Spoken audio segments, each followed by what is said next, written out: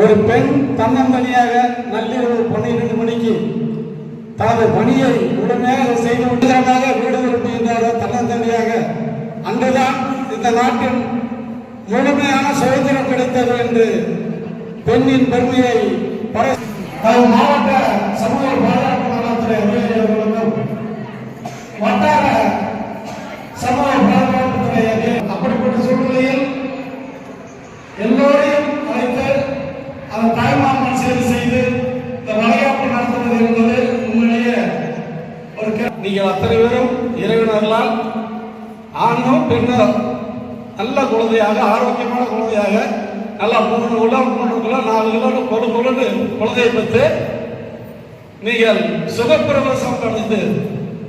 உங்கள் குழந்தையும் நீங்களும் பல்லாண்டு பல நூறாண்டு இந்த வையத்தில் வாழ